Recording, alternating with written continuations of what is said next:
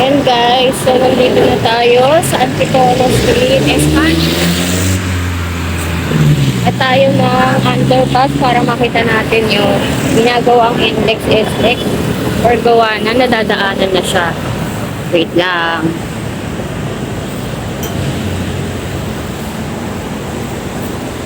Dito tayo tatawid kasi delikado po tumawid dahil yung mga sasakyan.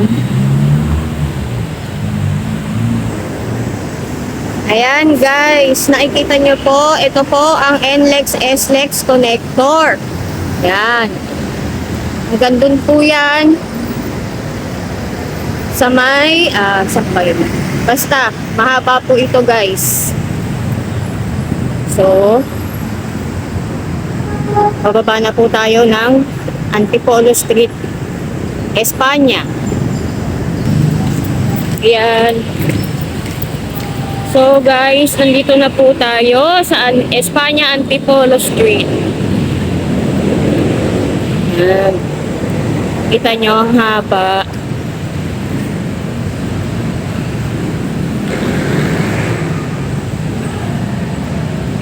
Bali po sa kabilang kalye, sa may P. Florentino P. Margal, dyan po kami dati nakatira.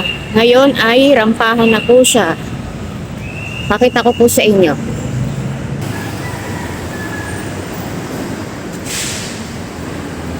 Yan. Alam nyo ba guys, nasanay kasi ako lagi sa gitna ng street. Antipolo Street po kasi ito. Pinusinahan ako ng sasakyan, ang sama ng tingin sa akin. Oo nga pala. Highway na po pala to ngayon. Sorry naman.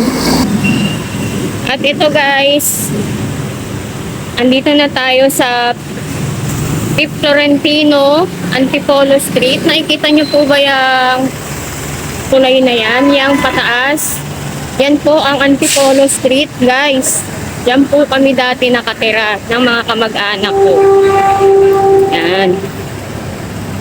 Yan po ang Antipolo Street. Kakalungkot. Pero wala tayong magagawa kasi proyekto po ng gobyerno para sa ikagaganda ng bansang Pilipinas. Yan po.